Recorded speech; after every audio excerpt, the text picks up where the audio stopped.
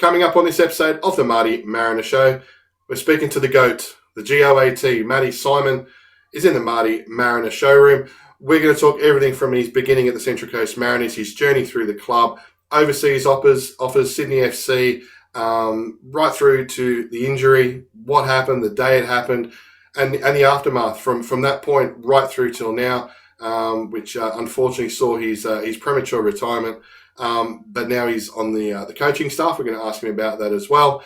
He's also going to talk to us about the Matt Simon Farewell 2.0, which the club actually put on their social media today.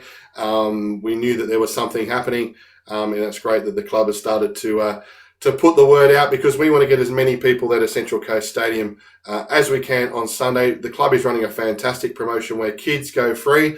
Make sure you check the details out of that. Don't just turn up with your kids and said, Marty Mariner said they're free. There are a couple of things you've got to do first of all. So make sure you check that out. The club's media is everywhere. Looking forward to a bumper crowd. Let's get behind the boys. Need 3 points against Perth. It's a 5 o'clock kickoff. Perfect time for a game. And then you get to send off Matty Simon after the game. How good is that? Can't wait to farewell the man in the manner he deserves. While we're thanking, just a thank you to everyone who subscribed to the channel. Had a little influx of late, which is absolutely fantastic. If you haven't yet, make sure you hit that subscribe button. I would really, really appreciate it. It just helps spread the word, lets other people know that we're out there and what content that we're having. So if you do that, the numbers will grow and more people will get to know about us. And hit the notification bell. There are plenty of episodes coming thick and fast over these next weeks and months, so you don't want to make sure you don't want to be missing out on any of those. And it's a Matty Simon interview. Who is not going to hit that thumbs up button? It's not the shuckers, but it's a little thumbs up. Make sure you hit that like button, and there's plenty of room in the comments. What's your favourite Matty Simon moment? Love to hear from you. I'm going to be asking him about a few, and I'm sure he'll let me know a few of his favourite moments as well. Make sure you put yours in the comment. Let's not keep the great man waiting any longer. He is here. He's in the Marty Mariner showroom. It's the Marty Mariner Show.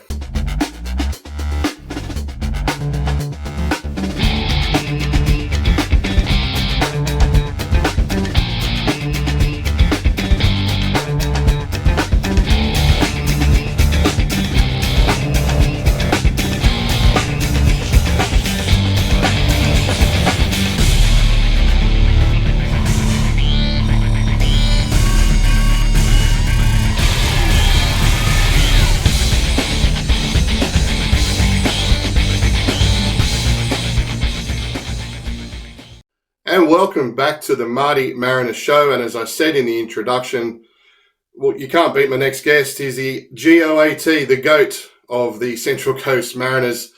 Been in the news a bit, not for probably the reasons that he'd like, but we're going to talk to him about that a little bit later. But Matty Simon, how are you, my friend? Good, Marty, mate. How are you?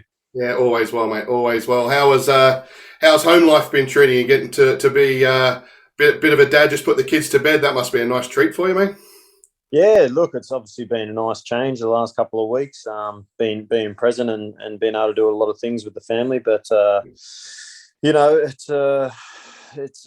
been a long time coming, and, I've enjoyed the last couple of days, especially, the boys, when they went to Wellington, I had a nice couple of days off, and, it was a good weekend. Yeah, good bit of a break. So, mate, I ask every player, whether they're ex-player or still playing, the same question at the start. Did you always have a plan to be a professional footballer? Oh, look, I think it's every young kid's dream that, loves playing football, and you realise that you're sort of half decent at a young age, that you have ambitions to become a professional footballer, and, it's sort of everyone's dream job, isn't it, when they love football so much. But, I was probably one of the ones that, had ups and downs so much through my younger, teenage years, coming through the representative sides, and you get to a certain age where you think you might have a chance to go overseas or something like that, and things don't happen, and you think the dream is sort of dead. So I was lucky enough to get a chance when I was a little bit older, considering the age that I did come into the professional setup, and I was lucky enough to be able to grab that opportunity. Absolutely. And let's go back. That was 2006 when you first started with the Mariners. So tell us the story of, I think you were at Central Coast Lightning before that. So the journey that went from there to the Mariners, how did it all come about? Yeah, look, it's we played the Mariners in I think it was a preseason friendly after after year one, the Lightning, and I did all right in that game. I missed the penalty in that game, and I remember Laurie called me up the next day, and he was taking the mickey out of me for missing the pen. And he said, we're short on strikers for the remainder of preseason. Do you want to come in to have a train? And I was just like, oh, no worries at all. I'm there. Called my boss straight away, and he's like, yep. Tools down, pretty much. You do what you need to do, and I went in and trained, and I remember being so nervous going in that first time. We were training at Central Coast Grammar School at the time, and just little things like Laurie was like, oh, we start at 10, but come in like just before 9 if you want. You can have some breakfast. I'm like, oh wow, boys eat breakfast as well. Yeah, this is awesome. What was this? Get your Cocoa Pops and that in there. Absolutely. But, so grateful for that time as well, because the boys were so caring, and they took me in as one of their own straight away. And Hutch, he was getting me to ice his knee up after his horrific injury that he had, and nice. Strapping the ice on his knee, and I did quite well in training. I didn't set any great heights, but Laurie said he wanted to sign me for 4 weeks in that preseason to be the backup, to back up the strikers. And I had to play one more game for the Lightning before I signed, and I got a yellow card in that game that I had to serve suspension. Oh dear! So wouldn't be a shock to many people, but and back then you had to serve the one match, not 1 week, and it actually rained. It rained for 4 weeks. Right. It absolutely rained for 4 weeks, and I remember on the 4th week, like just thinking, "No, I've lost my opportunity here." We actually drove down to Sydney Uni to play. It was 30 degrees, sunny as, first sunny day in ages. And we get down there, and there's a cricket pitch in the middle of the field, and the referees are standing on it and said, no, it's too dangerous to play. No, I just can't believe it. So, I spoke to Laurie the next day, and I said to him, like, I've always been honest with the coaches, and I said to him from the start, I just feel like I've missed my opportunity. And he said, no, look, just serve your suspension.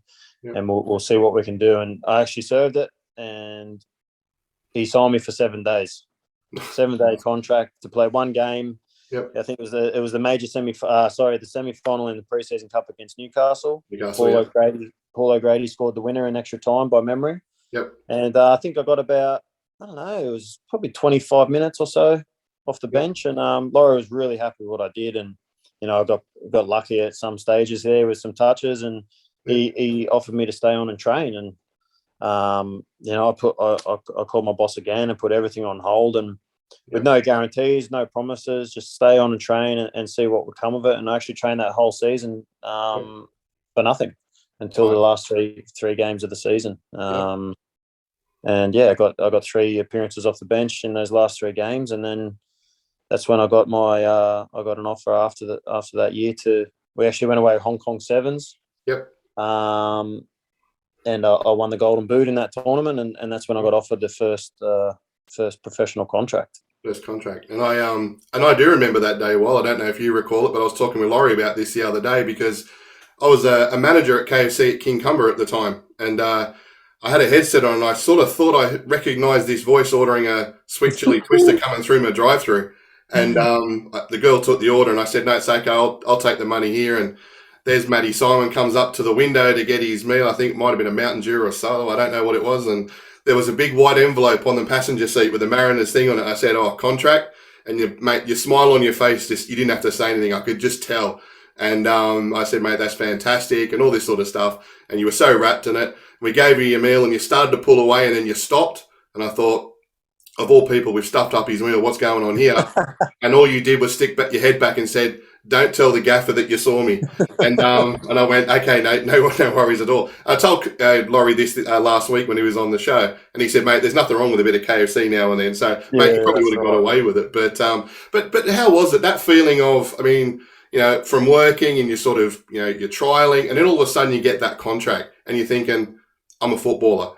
What did that? I mean, obviously it changes a fair bit, but how did it actually feel to get that contract in your hands? Yeah, look, obviously, just training every day was an amazing feeling. Become, around the boys and being in a professional environment, but you're not getting paid anything. Yeah. So obviously you're spending all your savings, and you're quite happy to do that because you're willing. They're part of the sacrifices that you're What you willing want to to make do. Yeah. to make it. So I did spend every single bit of savings that I had in my bank account. Why I was lucky enough that my mum, living at home at the time, really helped me out and looked after me. And it was always still touch and go. I think the Hong Kong Sevens probably, Laurie always said that he was going to give me a contract, and the Hong Kong Sevens did help me. So I always believed Laurie, was true to his word, and he was. But those times were very difficult for the club. I think everyone knows like what Laurie did back then, and what he did for the club and the community. There was no money at all back then. So to be able to find that money for me to get that minimum wage contract to add me to the roster was, I remember him calling me when I was in the physio at the time, and he said, "I've got the money. You've got a contract." And I just was like, I was so happy. I was so relieved and happy, and just to be able to be up for selection every week. You're training every single day, but to be able to be part of the squad, that was I'll never forget that day when he called me. No, absolutely. And mate, and you mentioned it before. I mean, those initial years of the Mariners. I mean, it was always, the first 3 or 4 years, it was very community based. It was in the shopping centres. It was at the schools. It was at the training grounds. And that was that something that came natural to you? Because I've sort of spoken to a few guys who are like, some of them had been playing for a while, so it kind of was a little bit more natural. But for you, just starting out, all of a sudden to have these kids hanging around you saying, "Can you sign my shirt?" Was that something that came natural to you, or just felt really weird?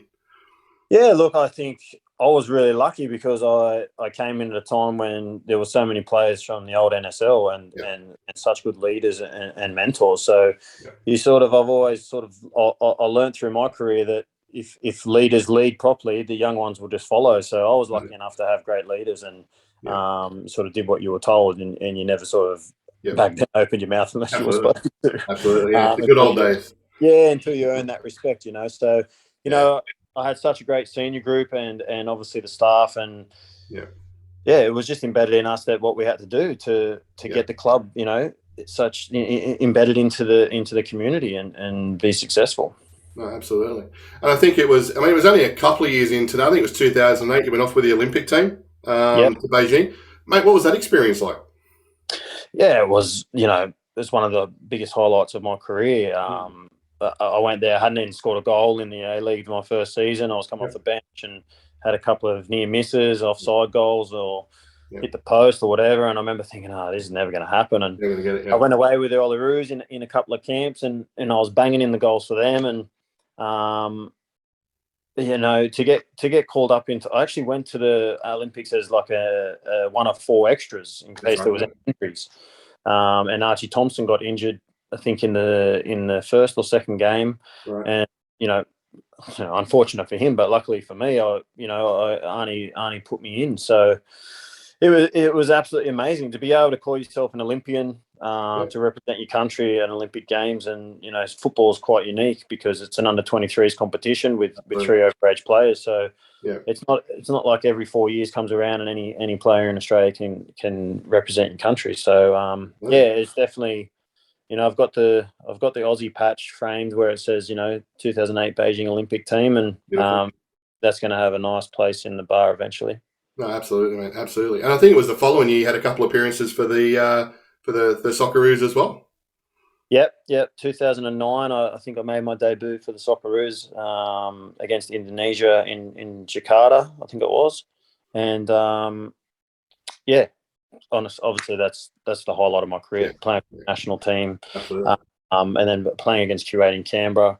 To be able to stand there with that uniform on and sing your national anthem is a very special feeling, and one that I'll never forget.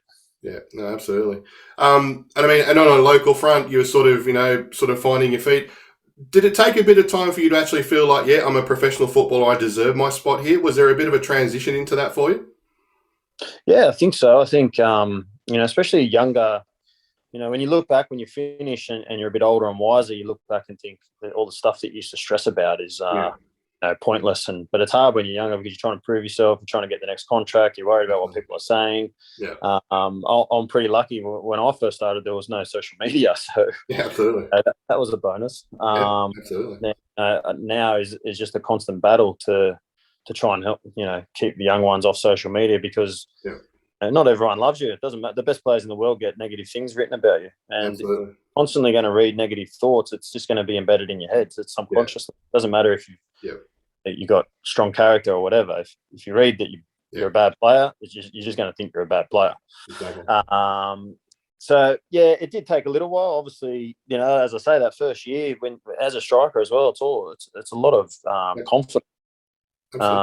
And when goals aren't going in, and you get in the box, and you think, oh, here comes the ball, am I going to miss? What do people say? And then when you score one, it's the best feeling in the world, and then you think you can score 100. So the hardest one in every single season is the first one. But once I come back from the Olympics, and I flew from China straight to Sydney. Lyle Gorman picked me up at the airport, drove me straight up to Newcastle for the first game because we had injuries. And I came off the bench and scored, nearly the winner. We conceded right at the end there, but that was my first A-League goal. And I think once that first goal went in, you realise you can do it. You sort of rode that wave of getting a new contract because you perform well. You've got a good character. You fit in well with the team. And once that first goal goes in, you know you can do it against anyone. So I was lucky enough that year Smelty picked me by one for the Golden Boot, but I had a good year that year and sort of really kick-started my career. Absolutely. Well, there's plenty more goals to come, which we'll certainly touch on in a sec. There were a couple of from memory overseas offers as well. I think was it G.O.A.T and Colorado, was it as well? There's a couple of offers there that didn't come about. Yeah, so I had a few offers, especially after that season. I come back from the Olympics, and I got the 11 goals in 21 games. Some offers came in. In hindsight, you probably look at some offers and you probably should have taken them when you look back on your career. But when you're 23 or 24 and you still don't know too much about things overseas, hindsight's a beautiful thing. But I had an offer to go to Qatar for a couple of years when I was only 23. And I didn't want to take that at that time. Colorado Rapids came in and offered me a contract. I had a Norwegian club come in and offer a pretty substantial transfer fee for the club.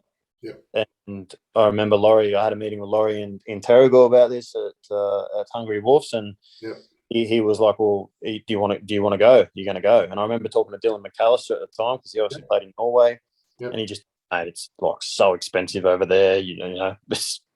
Tell him how much things cost. The barbecue from the grocery store and all this, and I was just like, I don't think. So you get feed, you get information that you try and do your homework on things, and and I actually just before Arnie came in, so Arnie got announced that he was coming after the World Cup. After World Cup, and I actually had a deal to go to Sheffield United, right? Because Kevin McCabe was the owner of Sheffield United, and he had an agreement with the Mariners, with Peter Turnbull, to be like a parent club. And, they offered me a 2-year deal to go to Sheffield United, and I actually spoke to Arnie, and Arnie didn't want me to go, and but he gave me my blessing. Gave me his blessing if I decided I wanted to go, because I did want to go overseas at the time. And, it was a tough decision, but I actually said I was going to go. And the only thing that stopped it happening was, well, first of all, the chairman over there was sort of doing the deal, not the coach. Right. So it was sort of to show that a close connection between the clubs. And then another one was he owned another team in Hungary.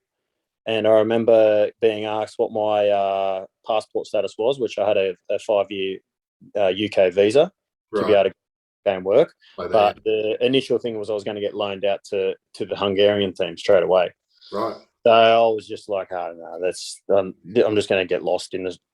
It's just not going to happen for me over there. So I remember I called Arnie and said I'm going to stay, and I'm so grateful that I did. because he's obviously I regard him as the best coach I've ever had. Yep. And what obviously he did, taking over from Laurie, put the building blocks into place, and then Arnie took that to the next level, as everyone knows. And yep. That was an unbelievable time at the club when Arnie was coach, and it actually helped me get my move to Korea.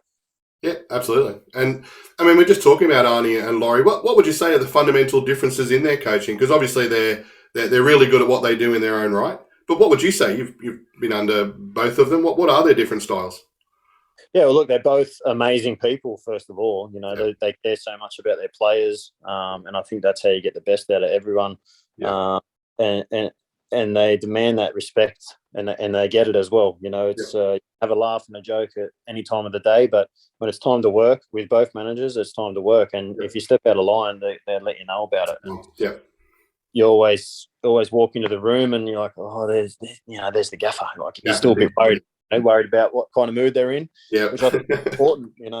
Look, Arnie is just so meticulous. I think for his own sake, he just ticks every single box that's possible, and he's across absolutely everything. It doesn't matter if it's the same game plan as a week before or the same game plan all year. Every single week, he wants to tick every box to make sure everyone's across. There's no excuses, So, it's amazing how much they work. The good coaches, how much work they put in. Yeah, I think it's very much underestimated what coaches put in. I mean, even staff that work at clubs as well. I don't think people have half an idea the hours all these people put into it. So speaking of moves down the track, moved on to Sydney. I mean, you got to get contracts. You got to put food on the table. I mean, it all as it is, and it happened how it happened. But just to you too, just the difference in playing at the Mariners, which we see as very a community club, local club. Sydney, I would imagine there's a lot more pressure. There's more expectation. Is that something you felt when you went to the different club? Not really, to be fair. Because the environment that the manager, like Arnie, set up was exactly like the environment that the Mariners had, but just different place. Obviously, more resources. As you say, a bigger club, and the pressure is always just brought on by yourself because you high expectations. The biggest thing with Sydney was, that's the beauty of the Mariners as well. At Sydney, when you're training, there could be 4 or 5 media from newspaper, TV, fans. They're there and they're watching every single day. Whereas the Mariners, most of the time, you're just free to, just enjoy, and there's no pressure to watch them. So it's a great place for the young ones to come through and just enjoy their football. But at Sydney, it was just a great environment, such a great club. I can't speak highly enough of them and what they did for me in a tough time in my family's life. But again, just a really successful time down there. The first year we didn't make the finals, but then the next year we did the double, and I think there's nothing more special than making a goal at the start of a season to achieve something, and to say at the start that you're going to want to do the double, and then it happens, and then you celebrate that. It's an amazing feeling. It really is. Yeah, absolutely. And you got to lift the toilet seat as well, which is always a thrill for anyone playing in the Australian A-League, which is a good thing. But I mean, we can say that you came back home. We end up back at the Mariners again, which obviously we're as fans we're really ecstatic about to see you back. And you went on to become the club's leading goal scorer, 61 goals for the club. How does that make you feel looking back now about that time where you're thinking, when's the first one going to go in? Then you look now and you think, well, now I'm the club record holder at 61 goals. How does that make you feel now? Yeah, look, I feel like I should have taken penalties my whole career. I might have got Mate, I was there at that Melbourne game, and the way you bashed those two, I'm not arguing with you. Yeah. I've played in teams that people are just better at taking penalties, and I think younger, you're more nervous and all that. But look, it's humbling really to be able to say that 61 goals over that amount of time.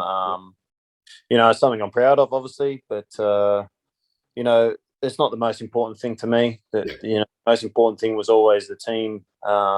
You can only ever score those goals absolutely. If you're playing a good team and you got good players around you. So I was very lucky to have unbelievable players around me for the majority of my career. So, as I say, very, very lucky. Yeah. And I mean, you got to play with some great players over the time. Was there anyone in particular that stood out that you just really thought you gelled with really well?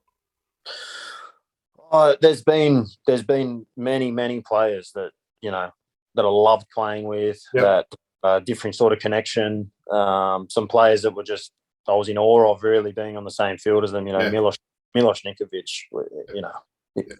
He speaks for himself. What he's done over the last 7 years for the league.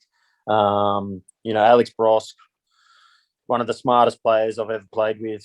So smart and so technically good.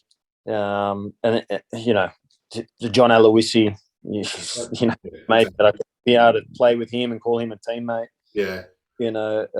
Marco Urania, I think we had a good combination. Quasar for sure.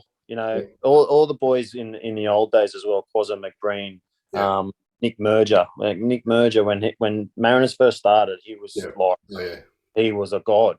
Yeah. I remember he was scoring hat tricks every game. Like when they first come to Gosford, every game that they played in preseason, it was just a hat every time. His left foot was on fire for sure.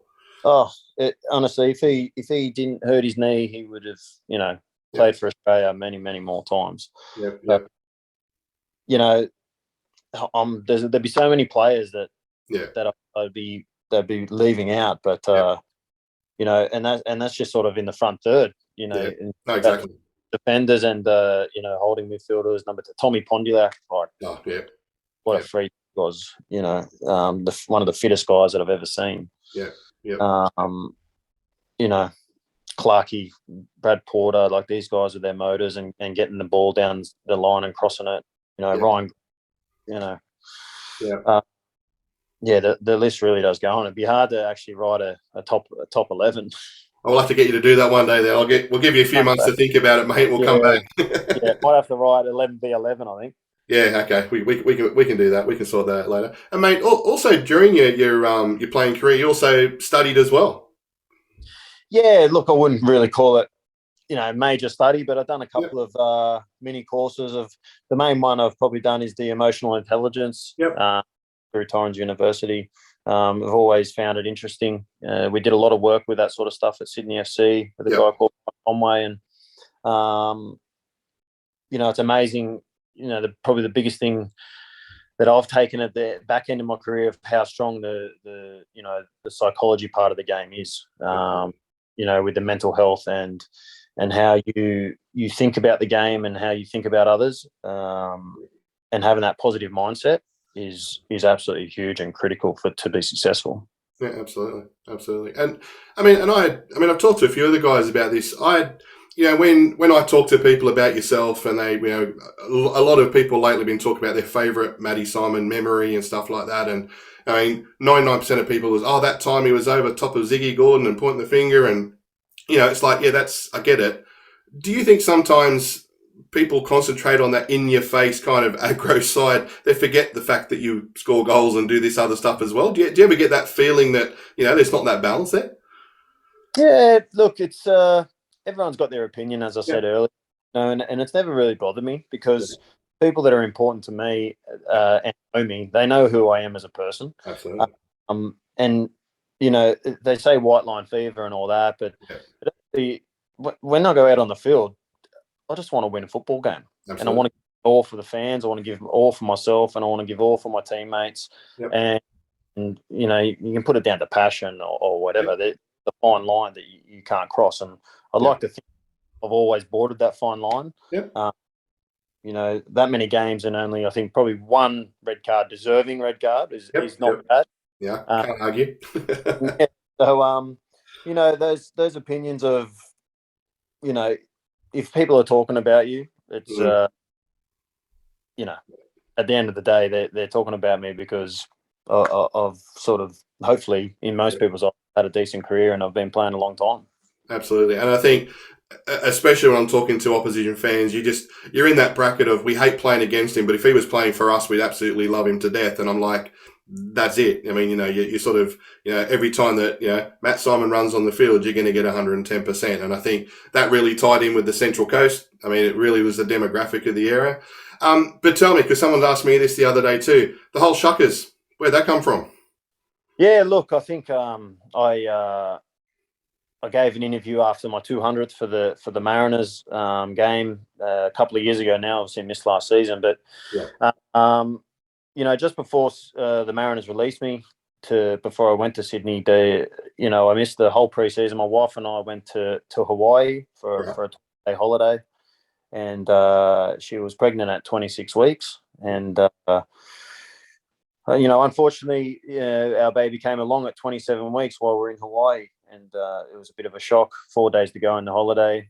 We got married in the season the year before, so we were trying to get a bit of a baby moon in before the baby came along, and Yep. it was a bit of a shock. And she was born at 27 weeks, only weighing 980 grams. Crazy. And yeah, we got stuck in Hawaii for 3.5 months. So it was a very difficult time in our life. Very lucky that we had a lot of family and friends to support us. And, I missed that whole preseason. I think we got home just before, I think 2 weeks before the start of that season. Yeah. And so I remember scoring. I came on against Adelaide in the FFA Cup at half time. Down, I come on board. Yeah. Monty, I will never forget, Monty was the first person to me and said that one was for Darcy. My daughter's Darcy, and it just hit me. The shuckers just hit me to sort of put that up, because obviously the shuckers is a huge sign in Hawaii with the mahalo. Yeah. And so that was my celebration from there on in. Every time I score a goal, I wanted to do the shuckers and send a little hello to her and the rest of the family. Absolutely. And I mean, it was always the thing for people that sort of knew the story, but to see the whole crowd doing the same thing, it was just that, people, it was a really cool kind of thing. And it stuck because it's like people now, it's like everyone knows about it. And as you said, it just became that mark of respect and that little thing all the time. It was fantastic. So it was definitely a mark of what people could associate with Matty Simon as well. It was a different side, which I think was fantastic as well. So, just to fast forward, November 2021, we're playing in an Australia Cup. I think it might have been the FFA Cup. I'm not sure what it was still called then. Injury happens. Tell us about it. Yeah, look, it was obviously devastating now when I look back at it. But we played Blacktown in the FFA Cup. And yeah, I went up for a header, and I was sort of off balance. I tried to head the ball back across goal and come down and sort of did a backward somersault over the top, and I like sharp pain in the back of my neck with a hot, flushing feeling going through the back of my neck. It was like hot water running through the back of my. And I thought, maybe I've just pinched a nerve or done something there, but it wasn't crazy, but it just was, uncomfortable at the time. I thought, I'll just run it off.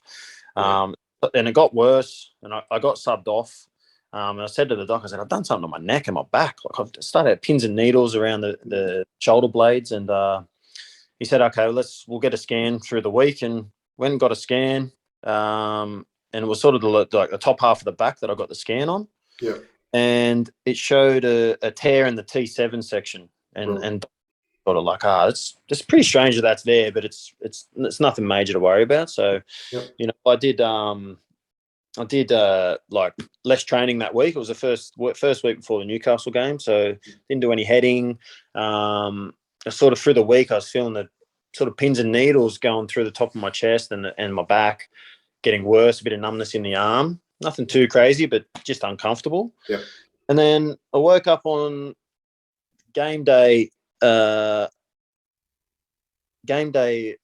the Newcastle game. Yeah. And I said to my wife, I was like, the feeling that I'd had through the week progressing was sort of getting worse. And I couldn't feel my right arm. Right arm, absolutely dead. And my wife was just like, nah, you'd be right. You're just nervous for the first game. I'm like, I'm 36. I don't get nervous. Or 35. I don't get anymore. And I said, look, I'll go and have a shower. Went in the shower, did my usual stretches and all that before getting on the bus. And my arm was really, really sore. And I went downstairs again and said, "There's something really wrong with my arm." So I'll get to the game. I'll take some tablets. Talk to the doctor. Right. As soon as I got in the car, just literally hit me. I could not move. I was like sweating, holding in the vomit. Didn't know I was pull over, to call an ambulance, or do I drive myself to Gosford Hospital, or do I get to Ollie's house as I was take him to the bus? And I thought, maybe it will just go away as I keep driving. So I decided to go to his house. And I got there and he's like, got in the car. He's like, "Are you all right?" And I was like, "No. Oh, you need to go to the hospital. I can't move. There's something really wrong with me." I didn't know what was happening. My chest was just my back, my chest, and my neck. Yeah. Anyway, and cut the story a little bit shorter. Went into the hospital in ED. Ollie actually carried me in there because I couldn't move. Wow. 4 or 6 hours later, after a CT scan, they said, "Oh, you've got a bulging disc that's pinching your nerve root, and that's what's causing your pain." So after that, we got an MRI, and then we tried to do an injection. Saw a specialist. They're like, "I think you can fix it yourself." Injection, steroid injection in the neck under CT. Tried injection for 4 weeks. The pain that I've at the end of 4 weeks, if someone had said, "I'll cut your arm off to take the pain away," 100%. It was just, can't describe the pain. So surgery was decided to go in there and clean it up. It was touching the nerve, and when they went in there, they found that I'd actually ruptured the disc in my neck, and the piece that was ruptured off was lodged onto the nerve root coming out of the spinal cord. Wow. And that was causing my pain. Yeah. But before surgery, I couldn't feel the middle 3 fingers. The pain, the sharp pain that I was having in my arm and my neck was horrific. And then obviously a bit of a shock when I wake up from surgery, finding out that I've ruptured one of the discs in my neck. Absolutely, So that's how it happened. And bit of a shock, but still hopeful that I could have played again. But ultimately, after a few months of trying to get my body right to where it needed to be and where I wanted it to be able to give 100% to the team, I couldn't get it there. I still have pain now in my neck from obviously being cut open to the spine, with the nerves and the muscles, and think about having to go in to head a ball every day and getting into a battle. I'm not one that let defenders have the ball, so true. Unfortunately, it was just the right decision to make. Yeah, no, absolutely. And I know that everyone at the club gave every opportunity. I know you thanked a few people even at the speech the other week that the club did that. The day where you made that decision, what was that? Was that just like the most devastating? I mean, I'm imagining it's the most devastating decision you had to make. Yeah, it was very, very tough. I'd been battling with the decision for 2 or 3 months. Obviously training, coming back and having, trained for 4 days, have a sore neck, miss 3, come back, train twice, miss a day, just up and down, have a sleep, wake up, sore neck. So I'd been battling for a long time with the decision, and Monty and Richard and Sean, have been amazing to give me that opportunity to give him time and space to be able to get it to where it needed to be. But it was actually the boys went down to Melbourne to play a game, fly in, fly out, and gave me a couple of days off, and I was just at home, just doing some normal things at home, and my neck was just on fire. And my shoulders and my neck, it was just so painful, not doing anything. And it sort of just hit me at that stage. I just said to my wife, I said, I don't think I can play. So when the boys come back and Monty on the Monday, I pulled Monty into his office. I went into Monty's office and told him that I think I've made the decision to stop playing. And it was obviously really emotional. But Monty's been so supportive for the whole time, and nothing but supportive of any decision that I've made, and Yeah. you know, I'm grateful for that. Yeah, no, absolutely, absolutely. And I mean, it was definitely a bit different. The open training session that we caught you up after that, seeing you in the coach's jacket. I think, when the boys first walked out and they were about to do their lap, it was almost like you were going to follow them. It was almost, oh no, that's what I stand over here. What is the role that you're going to be doing now and moving forward with the club? Yeah, it was very weird for me to learn the ropes of being a staff member. Absolutely, Wear a it looked shower, wear it. but it's very very weird first couple of days to change after 16, 17 years of being a player. But look, obviously, there's a couple of things to work out with the club, but the most important thing is they want me involved, which I'm grateful for. And, I'm going to be part of Monty's staff, helping him and helping the players on the training pitch every single day, which is great. And then, with Richard and Sean as well, I think there's going to be some extra things that, I'll be helping out with around the club. Awesome. No, that'd be great. Well, I'm going to start a petition, mate. I want to see you sitting on the bench because I reckon you could add a lot to our team, mate. Well, maybe put their team off, who knows? But I reckon that would definitely come in handy. But and I did see in that in that session too, Monty told us afterwards a few boys that were training separately. Pulled up a bit. So you joined in a couple of 4-on-4 and 5-on-5 games, and mate, I saw you line a few up and miss them, and you were just as dirty on yourself as you were when in pre-seasons before. So it must still sort of get you a little bit when you're sort of out there having that little bit of a kick. It's still a bit raw. Yeah, well, look, that was actually my first day after retirement, and I've been at a day wedding. It was a hot day too to be thrown in. It was. So the heart rate was actually flying. But that's the beauty of it, being involved, and more than happy to step in and fill in any time needed. But yeah, as you say, I can't get close to anyone anymore. So I'm happy just to be involved and enjoy as much training that I can do. Absolutely, and I won't name who they are, but we did talk to a few of the young guys after training, and they're fully aware that you're there now, and I think you let them know that you're going to be. I think the word's mentoring, but I don't know what the other word might be for it. Is it something that you sort of feel a little bit, even though this was premature and it's not the timing that you would like, but does it kind of feel a little bit full circle now? You talked at the start when you first came to the Mariners, the senior players there. Do you kind of feel now that you see these young blokes and you're in that role? Yeah, look, I think I do. Yeah, I got asked a question on Sunday watching the game against Wellington, and said, "Oh, how do you feel that you're never going to be able to do that again?" But I think it actually has helped me that I've missed the whole season previous. I wasn't just playing, training, and then bang, cold turkey, you're out, because I've missed so much football. Yeah, and battling with the decision for so long. I made that easier for me to transition, and obviously what's making it so easy is to be still involved and be able to go. So still got that structure and be able to be a part of what you love.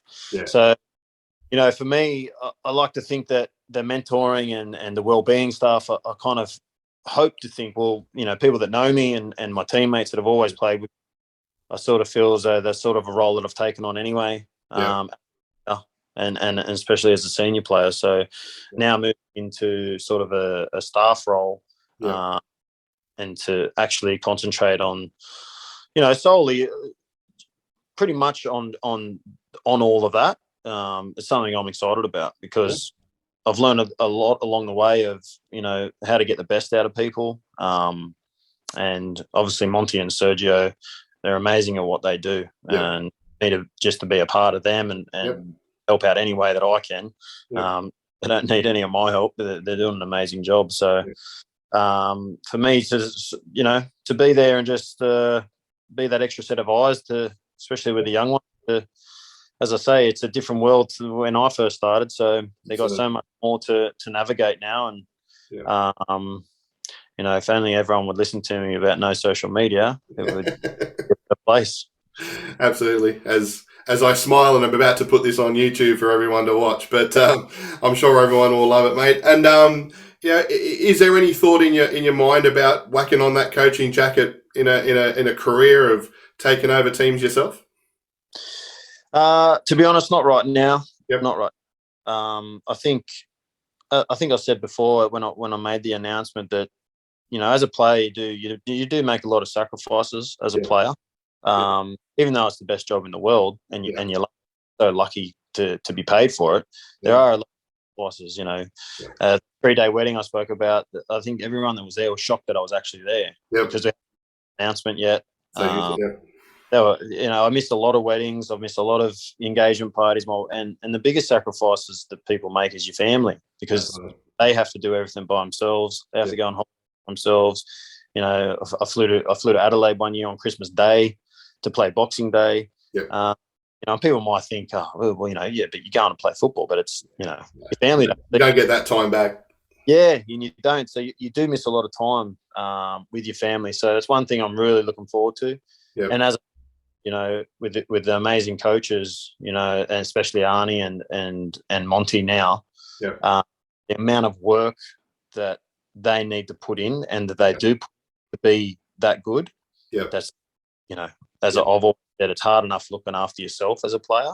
But look after 23 whinging ballers from the moment you wake up to the moment you go to sleep. I need a couple of years to before even doing that. Absolutely. And mate, and obviously the F3 derby, the farewell didn't go, I guess, as planned as we all wanted to see it. The weather, I mean, we've had a bit of rain here on the Central Coast, as you know, but that deluge was just unbelievable. But I mean, it was great to see you out there, see you all the boys were there. I know that Laurie and Arnie and a lot of the guys there to come back and pay their well, not respect, so it's not like you died or anything, but your respect to your career. But I did hear a little story about Hutch and a dog and a video thing that he sent through to you that the dog didn't behave so well.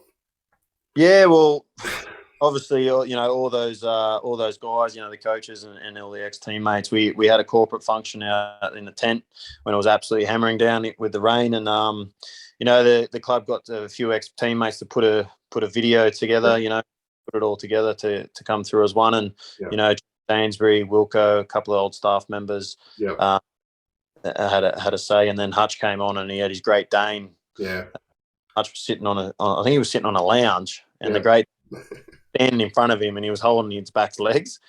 And mate, to be honest, I don't even know what Hutch said, because everyone in the whole room was so busy laughing. I couldn't actually hear what he was saying, and Laurie was just, mate, he was taking photos of it, sending it to Hutch, and I just messaged Hutch last night actually, but it was quite funny, and knowing Hutch, I know he did that on purpose. But in saying that, with the club, I was so grateful for to be presented with my jersey and actually retire is just I would never have thought of.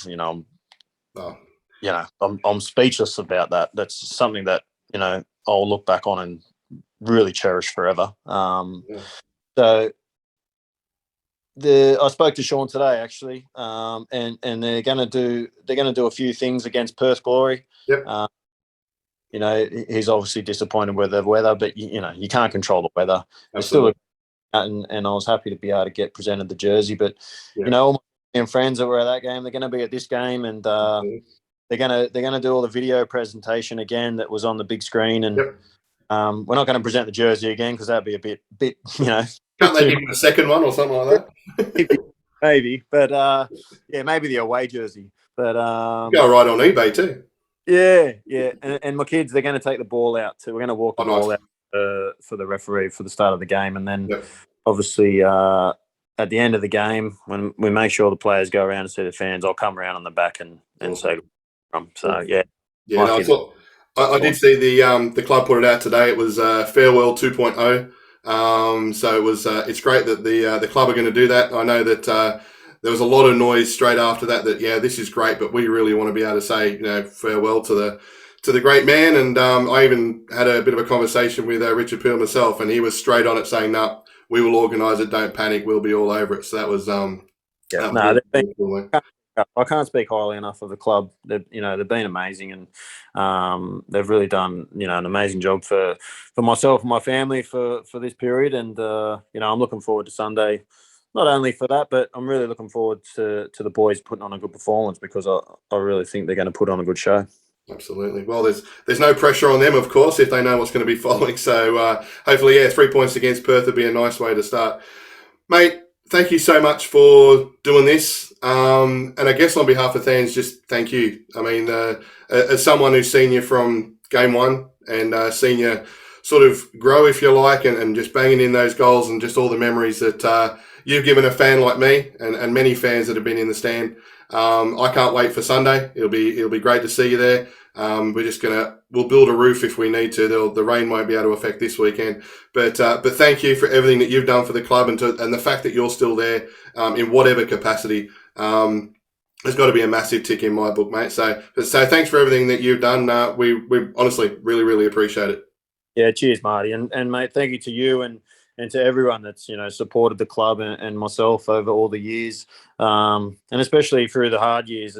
Before the last couple that we've had, there was a real tough period and probably the hardest for the fans. So, it's a real credit to everyone sticking by the club, and hopefully we've shown that we've starting to come on the other side of that now and back up to where we should be. And I'll definitely be there on Sunday.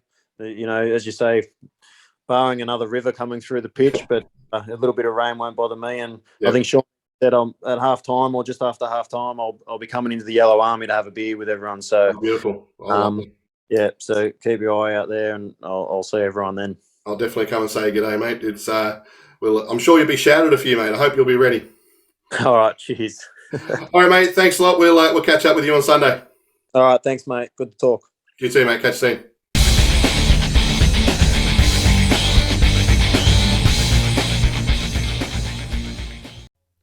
And that is our show for today. A massive thank you to Matty Simon for taking time to sit down and have a chat with us and being so open and honest. The journey from the day of the injury right through till recently when he's now part of the coaching staff, but the surgeries and the doctors and sitting down and breaking the news to the boys and to Monty. You can just feel the heartbreak for the fella. So we thank you, mate, for being so open and honest with us. It's just greatly appreciated. So honestly, I can't wait to see this guy stick around the club. I think we've always got to find a job for this guy to do. He is just such a motivational character, and is there anyone really we could have in the club that could fire up the boys as much as Matty Simon? So hopefully we see him around for many, many years to come. I again invite you to subscribe to the channel. Hit that little button in the corner. It won't take you very long at all. And it's free. We love free on this show. It is free. Hit that subscribe button. It just spreads the word. It just lets other people know that we are here and that we're popping up with these videos. We're interviewing all sorts of legends. We have panel shows. The front three were on the other night. Fantastic. Carly talking all about the Central Coast women's team, the start of it all. She was very integral with that. The grumpy old men, they're being as grumpy as they are. They'll be back on again soon. And we have got some fantastic interviews that are coming up over the next couple of weeks, if not months. Can't wait to bring them all to you. And you don't want to miss out on those. So please subscribe to the channel, hit that notification bell, and give it a thumbs up for the video. It's Matty Simon. You can't do the shuckers, but you can give it a thumbs up. And as I said in the comments, make sure you let us know about your favourite Matty Simon memory. I look forward to reading every single one of them. And I look forward to bringing you another episode very, very soon. Thanks for staying till the end. Really appreciated the company. It's been the MartyMariner Show.